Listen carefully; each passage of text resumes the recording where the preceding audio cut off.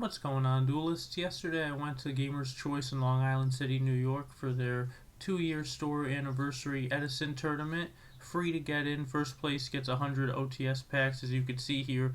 Cool prize support for a free tournament, and there were 85 players, so I just want to do a quick tournament report on how my day went. Big surprise, I used Diva Frogs. This is by far what I feel most comfortable with, and I felt good going into yesterday's tournament. So round one, I play against Heroes. I win game one pretty decisively. They couldn't really get their engine going. Game two, I thought I was gonna win, but I just never saw a monster when I needed one, a Monarch in maybe like the mid to late game, and they ended up coming back and winning. In game three, we won pretty decisively. So 1-0 going into round two. Round two, my opponent sets a monster, sets 4 back row. They flip dust shoot. They put back my Caius. I have 1-for-1 Gores, Soul Exchange, the Caius, and I think maybe another monster and something else. And I felt like I didn't really have a good play, so I 1-for-1'd. Brought out Substitute. They said it was fine. I Soul Exchange. They said it was fine. They put Raikou in the graveyard, and then I set up Soft Lock. And normally I don't do that, but I was doing that like all day yesterday, just leaving Substitute on the field with Dupe Frog, and the next turn when Treeborn comes back, tribute it and get Unifrog, and then set up Dupe Lock, or even summon another monster, and then get Flip Flop Frog and set up the full lock, what I consider to be the full lock. And yeah, it just all went through. There was no punish on that, and then Unifrog started poking, and Unifrog was just the MVP yesterday. It was just going in. It did not get deprison, Mirror Force like at all. It was just popping back row like crazy. Yeah, my opponent didn't really do anything that game, and they lost. And it was a very fast game one, and I was completely shaken. I didn't feel good about the plays that I had to make, but they had all the information, and I felt like I was very quickly in a bad spot and ended up working out. But argument either way of how it was played out. Game two, they Gold Sarked Future Fusion. I had an MST for it. I had a Dust and an MST, and they just again could never get off. Turns out they were playing dragons. The heavy back row dragon deck, and they just never saw what they needed, and we just had a lot of good cards game two, and we won pretty decisively. So 2-0 going into round three. We play against, I don't want to call it Diva Hero, because now I'm starting to get it mixed up between, like, you have Hero Beat with Diva in it, but then you have Diva Hero, which is the Mally Plague Spreader, like Dark Warrior kind of build. So I'm playing against that. Game one, my opponent Future Fusions and sets up Absolute Zero with Gilman and Dark End by like turn 3. I have a play. I have Soul Exchange, Econ, Caius with Treeborn in the grave. Treeborn comes back. I could have Econed, taken their Gilman, and then Soul Exchange their Dark End Dragon for Caius, remove the 0, and kill all my cards, including their Gilman, so they would have been left with no monsters with like 1 back row and 1 card in hand. But I wanted to save the Econ, so I just Soul Exchanged the Dark End and Caius the 0, and that Gilman poked me once or twice, and then like 3 turns later I could never draw anything to set up Dupe Block or a Monarch or anything, so I ended up losing game 1. Game 2 I won pretty decisively. Game 3 they go first, they open Future Fusion again. Game 2 I actually DD Crow a Miracle Fusion pretty early on. And then the same thing kind of happened after they Future Fusion. They tried to Miracle Fuse, and I DD Crowed the only target they had in the graveyard, so they weren't able to successfully do it. And then they just had 2 back rows sitting on the field for the longest time, never stopped an attack, never stopped a Monarch summon, just never did anything. And at some point he attacked, I dropped Gores, I tributed the token for Vanity's Fiend, I swung with both, this is before time, and then he top-decked Lightning Vortex, which was really good, but still never had a follow-up. A couple turns later, I set up Dupe Block. Then we went into time. Then I tributed one of my Dupe Frogs, or I Morayed, and then I tributed one of my Dupe Frogs for Vanity's Fiend. And then I played Heavy Storm. In the 2 back row were Starlight Road and Deck Devi, and he couldn't use them all game. And then he went into his final turn for time and just did not have anything to stop a Duke Frog and a Vanity's Fiend. I rised the Future Fusion the turn before it was going to resolve, so we never got that 0 out. So we end up winning round 3. We're 3-0, and I'm like, alright, everything's going according to plan. This is great. Playing well. Feel like I'm making good reads. So then round 4, I'm playing against a DD Survivor D-Fissure macro deck with Monarchs in it. In game 1, he is just destroying me from the beginning. D-Fissure, DD Survivor, I set a monster, it's getting Rise Kai, so I'm getting completely destroyed. I somehow start bringing it back with Duplock and Unifrog and destroying some back row, but he had a lot of outs in his hand and he was kind of just buying his time until he knew he could beat me, and he did. Game 2, I win pretty decisively, and now game 3, and this was extremely controversial and a lot of people saw it and no one said anything, which I am okay with because I'd rather people not interject in the match when I'm playing, even though 2 illegal plays happened and maybe someone should have said something, and if they did, it would have been okay. But we're getting pretty close to the end of the game. He sets a monster and sets a couple back row. At this point, let me start at the beginning. He goes draw, set 2, pass. I go draw, summon, swap frog. He goes chain disappearance, chain macro. I'm like, okay, that's fine. We're in this game. That's not that bad. I didn't really have too good of a hand, but I still thought we had a better hand than they did because I think chain disappearancing the swap frog wasn't that great. But then the game plays out and it plays out, and there are a lot of back rows and sitting and not that much damage being taken. And he has 2 back row. I think one's a D-Fissure or a macro. He sets 2 more on a monster, and I instantly say, that's a morphing jar. I draw, I set a monster, I set 2 back row. I have a Caius on the field, I attack. It is morphing jar. I draw 5. I set Dust Tornado, Raigeki Break. He goes draw. He plays Heavy Storm. I say, that's fine. He has no monsters on the field. He goes activate, return from a different dimension. And now when I see that, I'm caught up in the heavy. I'm like, this kid has heavy in his deck. He's going for game, or he's going to do something wild. This is no good. When he flips return, I think, like, alright, this is no good. He has a Yados removed. He has Monarch. I'm just like, this is getting ugly for us now. So I'm, like, caught up in this moment of thinking, I'm getting returned and I have no back row. And that's where my focus is. And he brings the monsters out. And I'm like, that's fine. And then he goes, enemy controller, tribute one of the monsters he brought back to take my Caius. Now, that's illegal. Everything has to resolve, right? So it would go Heavy Storm, return, nothing else. So return resolves. Now you have to finish the chain before you could do anything. You can't just activate another card until everything is done. Then Heavy would resolve. Econ would be off the field. He wouldn't be able to. So he would have been able to just attack my Caius with the Yados, attack Duke Frog with the Monarch, then attack directly. So instead, he tributes one of his monsters, takes my Caius, plays D-Fissure, and hi Mama, and then attacks, summons Cyber Valley, removes it and my Caius, draws 2, sets some back row, pass, I draw. And the second thing that happened was I drew, and the Yados and the Caius stayed on the field. He didn't remove them in the end phase for return, and I was so shaken by what just happened, I didn't even realize.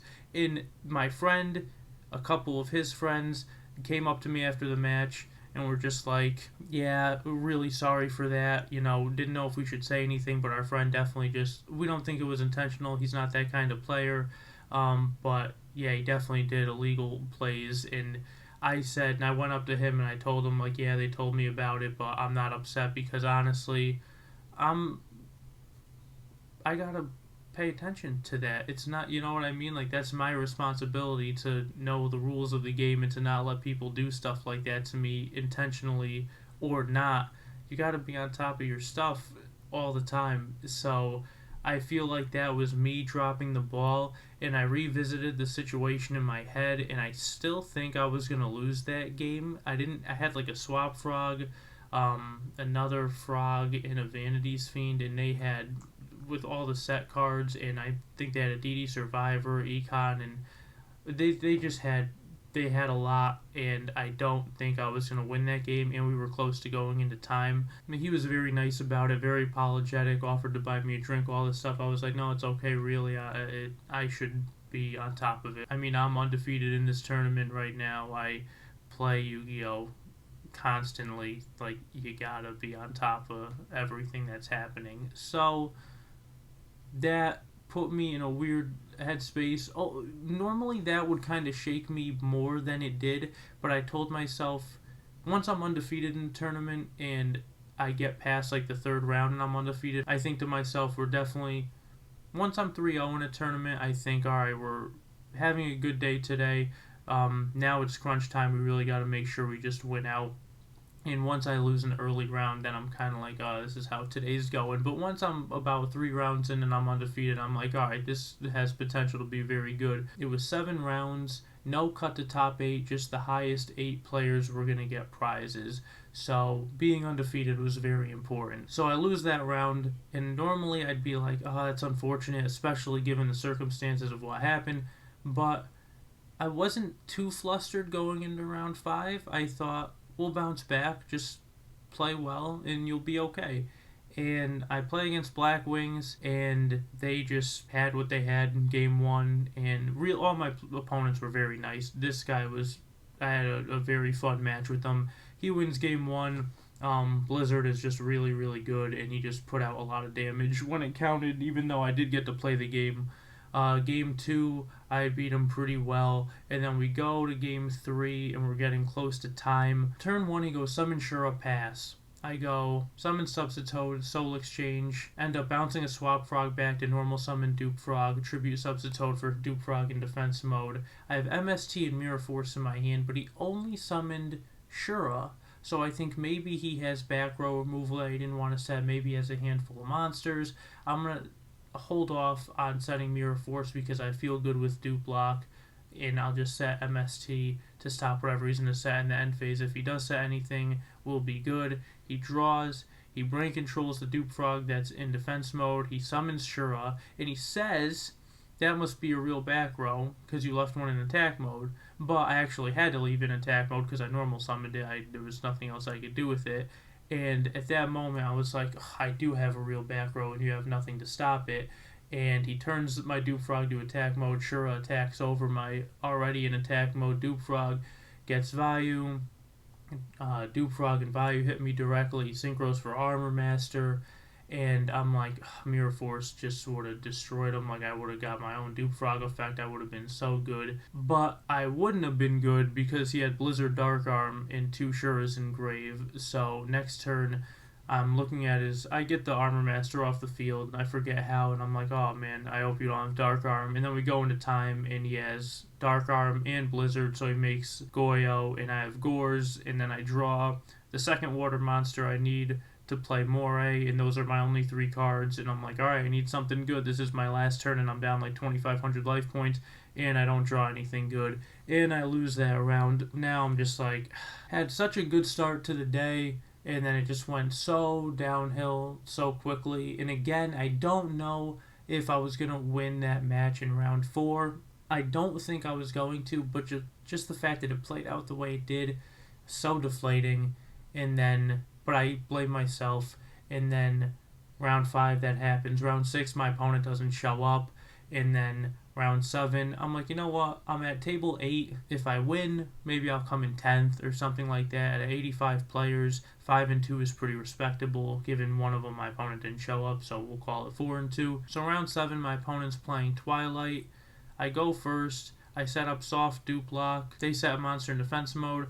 I draw, I get Treeborn back, I tribute it, I get Flip Flop Frog, I make Dupe Block, I summon Diva, make Armory Arm with one of the Dupe Frogs, and then make Bryo, so I have Bryo, Dupe Frog, Flip Flop. I bounce his monster back because I never wanted to resolve, and I'm just deciding to play the game this way for the rest of the game, where I'm just going to try to never let him resolve anything.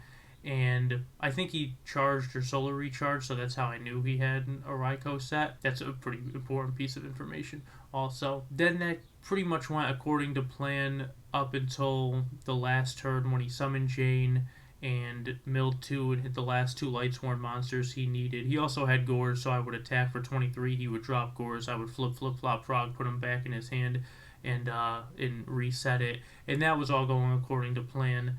And then I was like, alright, he has 4 Lightsworns in grave after the Jade Mail. I need something good. Top deck Caius. I'm like, oh, thank goodness. I attack him, or I think I put the Jane back in his hand with flip flop. I attack. I put him at like 700. He drops the Gores. I Caius, and we go to game 2. And I'm like, all right, cool. We got out of that one. It could have got very ugly next turn. And I don't know if I like the way I played it 100%. That's the approach I took to that game, and I was adamant about it, and I stuck to it. But we had to go pretty minus to keep his monsters off the field, and it did end up winning, but we could have lost that game. So that's the one that I would like to go back and review more in my head. But not having a replay makes that a little difficult. So game 2, he just completely trounces me, milling a wolf, and I have like all frogs in my hand, and I can't really play the game. But I really wanted to win this match. I wanted to finish X2, even if I didn't sneak into 8th place or anything. I still thought it'd be a good showing.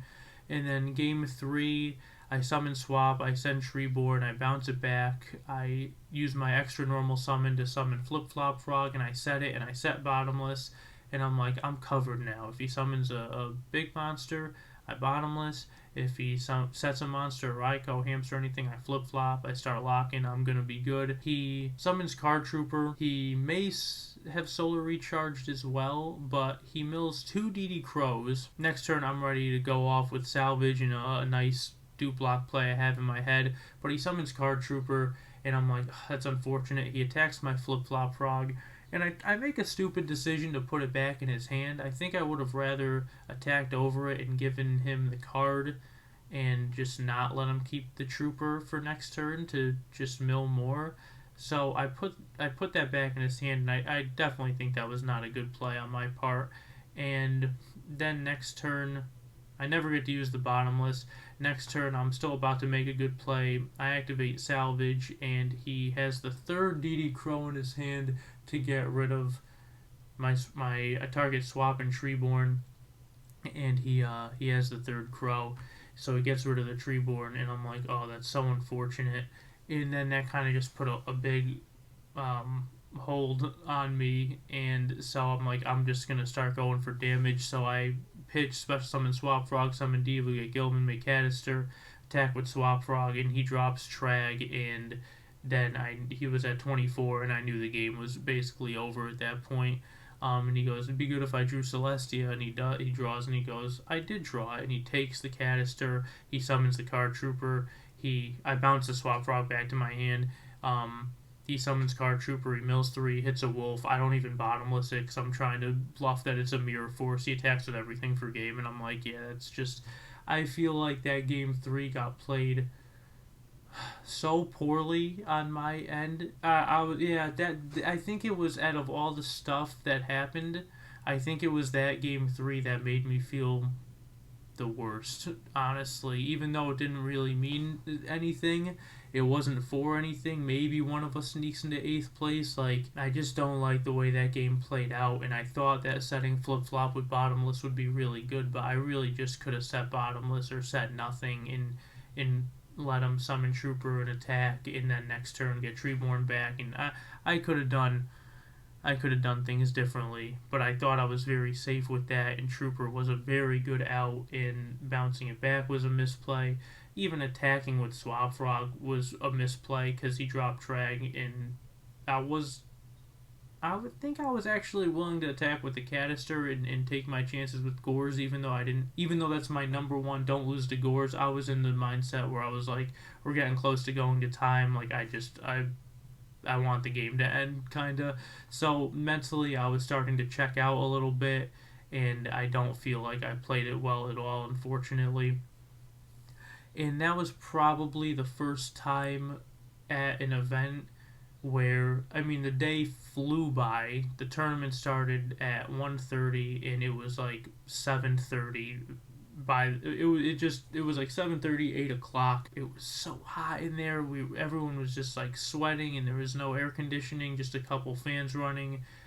It was humid and hot outside. It was just sticky and disgusting, and it was one of the first times I felt physically shitty from being at an event, and then normally not eating and being dehydrated, all the stuff that comes with going to an event, that was taking way more of a toll than I'm used to. I don't think that has anything to do with how I played. Maybe I was just rushing in the final round, but I guess it's just worth noting that that was the first time I really thought, like, huh, my friend wanted to play a friendly after the final round, and I did, and I was like, I can't really think straight right now, but yeah, I'll play. And then we went and got food, and I felt better. But yeah, it was a grueling day of Yu-Gi-Oh, and ultimately a bit of a letdown with the way that it went. But yeah, congratulations to Soul. He went X1. He lost the first round and then won out 6 in a row, and ended up getting top 8 as my War League teammate. Shout out to him. It was nice meeting him,